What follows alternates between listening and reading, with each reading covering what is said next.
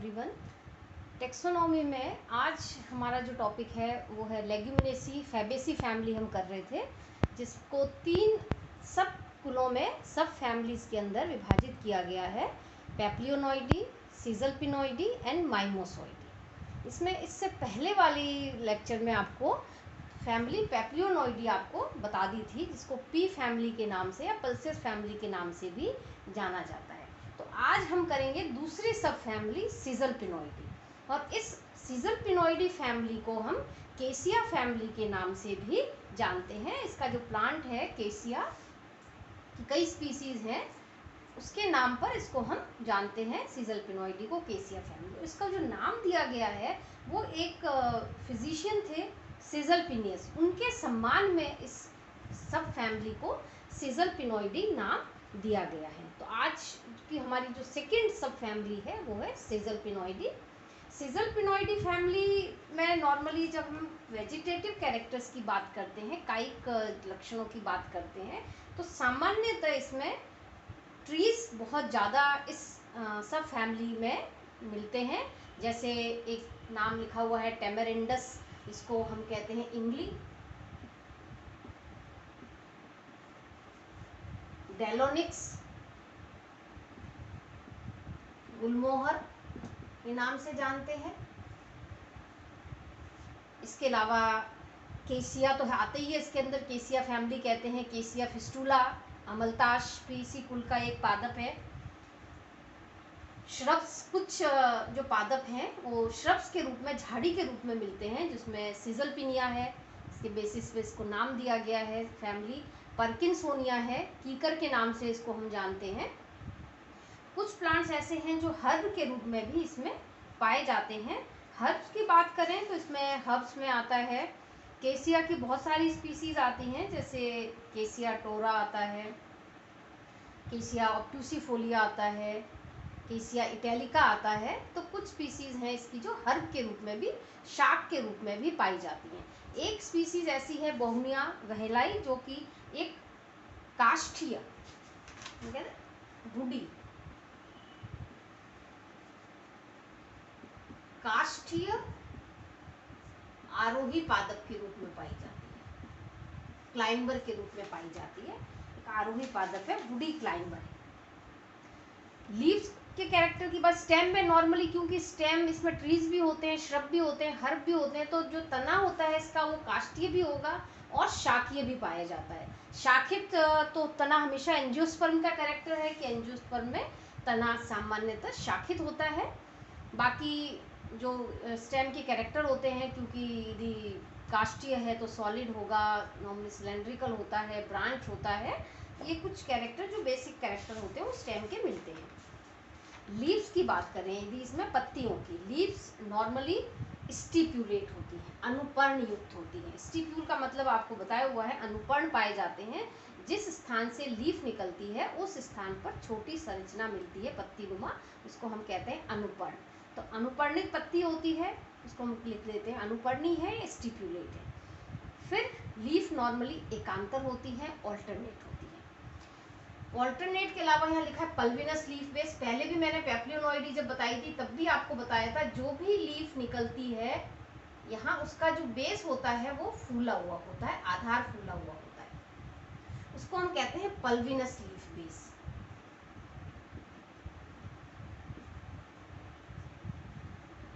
पर्णाधार फूला हुआ,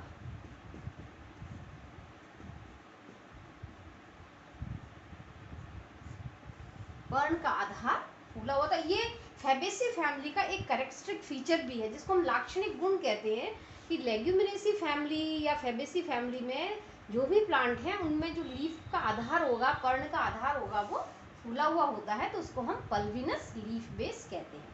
पत्ती नॉर्मली सरल होती है, सिंपल होती है, लेकिन कुछ प्लांट्स ऐसे भी होते हैं, लीफ सिंपल लीफ का एग्जाम्पल है लिखा है बोहनिया, जिसको हम कचनार के नाम से जानते हैं। पत्ती सरल होती है, इसमें बाइलोब, ये पत्ती का स्ट्रक्चर इस तरह से होता है, 2 लोब दिखाई देते हैं, कैमल फुट के समान दिखाई देती है, कैमल फुट भी कहते हैं इसको हम सिंपल लीफ कहते हैं। लेकिन ज़्यादातर जो इसकी स्पीसीज होती हैं उसके अंदर जो पत्तियां होती हैं वो पिन्नेटली कंपाउंड होती है। पिन्नेटली कंपाउंड का मतलब होता है पिच्छाकार संयुक्त।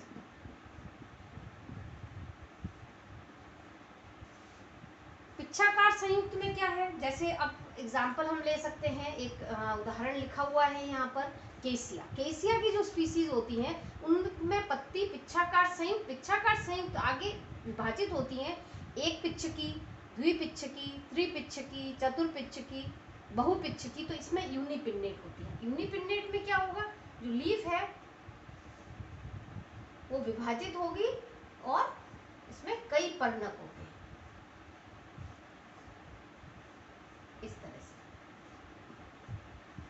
इस तरह से यदि पत्ती का अरेंजमेंट है तो उसको हम कह देते हैं यूनिपिन्नेट, एक पिच्छकी। फिर दूसरा एग्जाम्पल लिखे हैं, डेलोनिक्स, गुलमोहर हो गया, टेमेरिंडस, इमली हो गया, सीजलपिनिया हो गया। इसमें बाइपिन्नेट लीफ पाई जाती है। बाइपिन्नेट का मतलब होता है द्विपिच्छकी, कि जब पत्ती पुनः विभाजित हो जाए, ये देखिए आप इस तरह से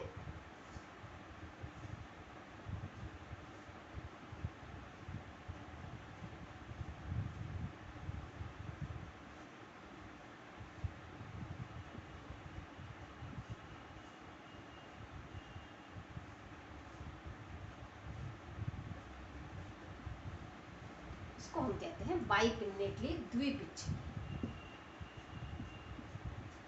इस डायग्राम से आपको समझ में आ गया होगा, ये यूनिपिन्नेट एक लीफ है जो विभाजित हो जाती है।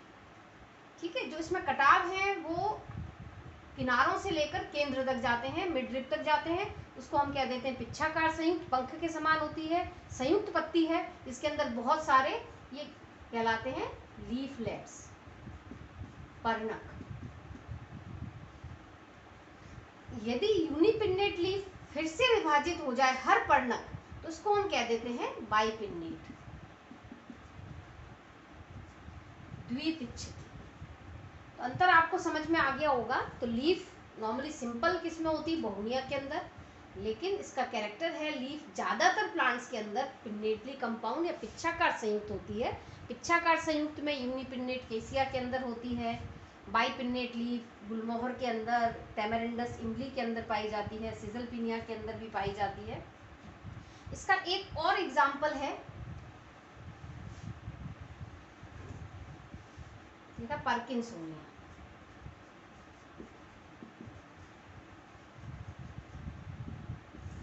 फीकर के नाम से भी जानते हैं इसको हम। इस पार्किंसोनिया के अंदर लीफ द्विपिच्छाकार होती है, संयुक्त लीफ होती है, लेकिन इसके अंदर जो स्टिप्यूल्स होते हैं, पार्किंसोनिया के अंदर जो अनुपर्ण होते हैं,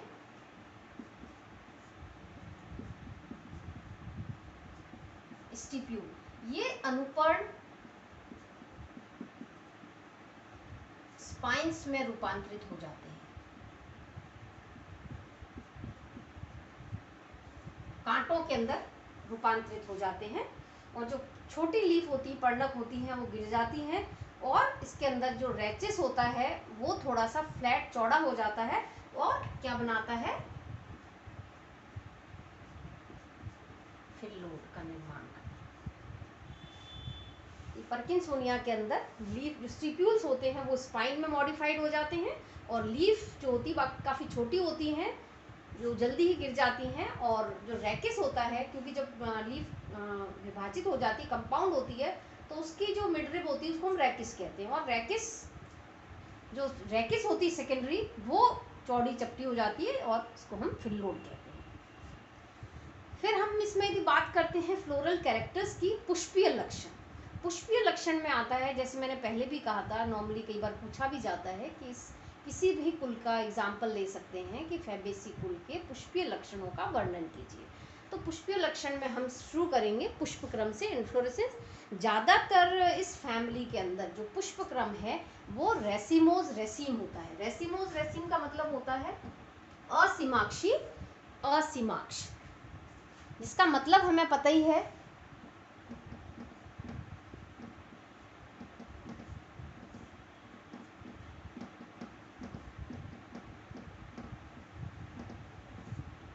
जो फ्लोरल एक्सिस है वो कंटिन्यूस ग्रो करती है, पुष्प एकांतर लगे हुए होते हैं, नीचे की तरफ मैच्योर फ्लावर होते हैं, और जैसे जैसे ऊपर जाते हैं यंग फ्लावर लगे होते हैं। इसको हम कह देते हैं रेसिमोस, रेसिम, असीमाक्षी, असीमाक्ष। पुष्प अग्राभिसारी क्रम में लगे हुए होते हैं, नीचे परिपक्व पुष्प होते हैं और ऊपर यंग, और इसकी जो मेन एक्सिस है जिस पर पुष्प लगते हैं वो लगातार वृद्धि करती है। या फिर पैनिकल, पैनिकल का मतलब होता है शाखित असीमाक्षी।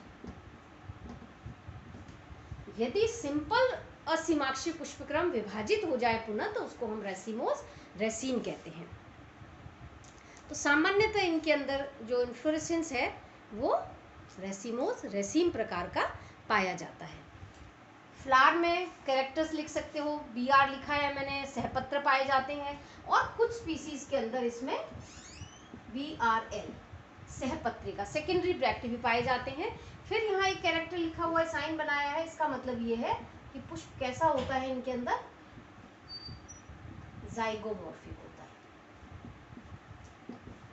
Complete pentamerous. और जो इंपॉर्टेंट कैरेक्टर है वो है पेरीगाइनस, परिजायांगी होता है इनके अंदर। कैलिक्स, बाह्यदल, 4 भाग होते हैं, वर्ल होते हैं पुष्प के, calyx, corolla, androecium and gynoecium. Calyx 5 sepal, polysepalous और इम्ब्रिकेट एस्टाइवेशन होता है, कोर छादी विन्यास पाया जाता है। कोरोला के अंदर 5 जो दल होता है, 5 पेटल होते हैं, पॉलीपेटलस कंडीशन पाई जाती। पृथक दली, जब इसका क्लासिफिकेशन मैंने आपको लेग्यूमिनेसी का बताया था, फैबेसी का बताया था, तब बताया था आपको कि ये डाइकॉट के अंदर आता है, डाइकॉट की फैमिली है, जो उसकी क्लास है 3 क्लासेज में बांटा है, पॉलीपेटली, गैमोपेटली और मोनोक्लेमाइडी। तो ये पॉलीपेटली का मेंबर है, इसलिए इसके दल पृथक होंगे। और असेंडिंग इम्ब्रिकेट पाया जाता है, इसमें आरोही कोरछादी विन्यास पाया जाता है। पैप्लियोनेटी के अंदर आपको बताया था अवरोही पाया जाता है, एक बड़ा पश्चदल होता है, इसमें बढ़ते हुए क्रम में पाया जाता है, आरोही कोरछादी विन्यास इनके अंदर पाया जाता है। स्टेमन्स, क्योंकि इसमें जो तीनों सब फैमिली का डिवीजन है वो फ्लोरल कैरेक्टर्स पर है, और साथ ही साथ स्टेमन्स का नंबर भी एक इम्पॉर्टेंट कैरेक्टर है तीनों सब फैमिली को विभाजित करने में। इसमें भी 10 स्टेमन्स होते हैं, पैप्लियोनॉइडी के अंदर भी 10 स्टेमन्स थे, लेकिन उसमें 1+9 का अरेंजमेंट था, एक पुंकेसर अलग होता है और 9 आपस में जुड़े हुए होते हैं। और इसमें क्या होता है, 5+5 के 2 चक्र में व्यवस्थित होते हैं। लेकिन इस सिजलपिनॉइडी के अंदर कुछ जातियां ऐसी भी हैं, कुछ स्पीसीज ऐसी भी हैं जिनके अंदर 3 से 5 स्टेमन फर्टाइल होते हैं, जननक्षम होते हैं, और बाकी कुछ स्टेमन्स इनके अंदर अजननक्षम पाए जाते हैं, जिनको स्टेराइल कहते हैं, और ऐसे पुंकेसरों को स्टेमिनोड्स कहा जाता है। तो इनमें पुंकेसर तो 10 होते हैं, लेकिन 5+5 के चक्र में व्यवस्थित होते हैं। केसिया जो फिस्टुला है, अमलतास है, उसमें भीतरी जो चक्कर होता है उसके जो पीछे वाले पुंकेसर होते हैं वो स्टेमिनोड्स के रूप में पाए जाते हैं। इसी तरह बोहनिया के अंदर भी स्टेमन्स का रिडक्शन इनके अंदर पाया जाता है। तो स्टेमन्स 10 होते हैं, लेकिन अरेंजमेंट इनका जो पैप्लियोनॉइडी सब फैमिली है उससे थोड़ा सा डिफरेंट होता है। पांचों जो 5+5 पुंकेसर होते हैं वो एक दूसरे से पृथक होते हैं, जिसको हम पॉलीस्टेमिनस कहते हैं। डाइथिकस होते हैं, द्विकोष्ठी होते हैं, वर्सेटाइल होते हैं, कुछ मुक्त दोली प्रकार के पाए जाते हैं, और इंट्रोज होते हैं, अंदर की तरफ इनका डिसेंस होता है स्टेमन्स का। इंसर्टेड भी कह सकते हैं, अंतर्मुखी होते हैं, बंद अवस्था में पुष्प के अंदर व्यवस्थित होते हैं। तो यहाँ पे आप एक पुंकेसर की स्ट्रक्चर देख सकते हैं, डाइथिकस है, फिलामेंट एक पॉइंट से उत्पन्न हो रहा है। नेक्स्ट जो इनरमोस्ट पार्ट है इसका वो है गाइनोशियम। गाइनोशियम बिल्कुल पैप्लियोनॉइडी की तरह ही होता है, इसके अंदर भी ज़्यादा कोई डिफरेंस नहीं है। इसमें मोनोकार्पलरी, एक अंडपी, एक कोष्ठकी, और सभी के अंदर मार्जिनल प्लेसेंटेशन, सीमांत बीजांडान्यास इनमें भी पाया जाता है।